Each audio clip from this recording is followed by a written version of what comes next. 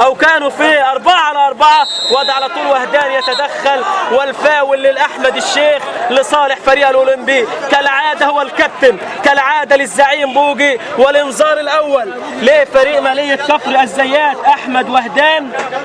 طلعت الشيخ تنزل مره ثانيه لبو يول اكبر، والحكم يحسب فاول اهوت لصالح فريق الاولمبي. مش عزوز طلع، عزوز طلع الجوهري جول ومين فاول من مكان خطر جدا لصالح الاولمبي.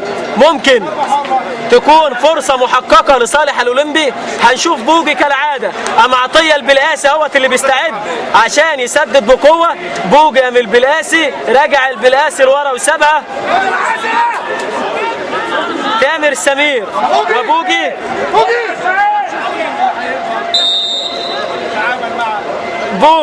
بوجي يلعب الكرة تخبط وترتد، وضربة جزاء آية لصالح الأولمبي. بيصفرها الكابتن أو بيحسبها من بره، حسبها من بره وسط اعتراضات من فريق الأولمبي اللي رايحين اهوت للمساعد الأول الكابتن أحمد فوزي. بيقولوا له من جوه ولا من بره، في اعتراضات اهيت على حكم اللقاء.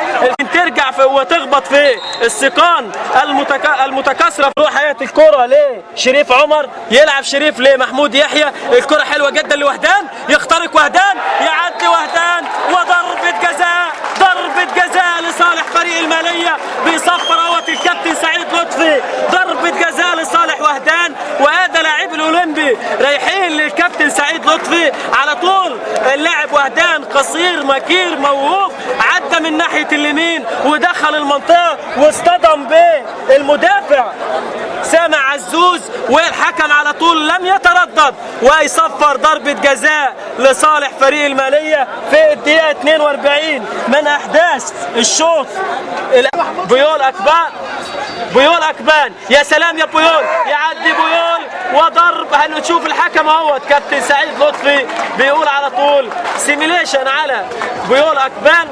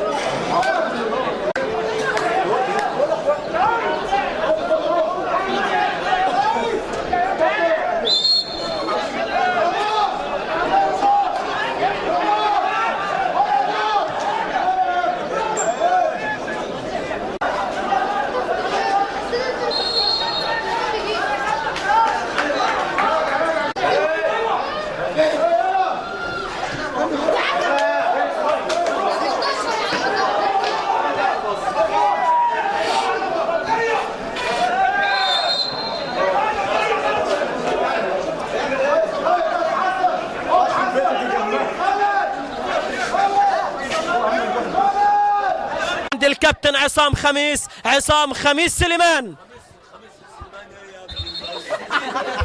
عصام وضع على طول اهوت حكم اللقاء بيدي انذار ليه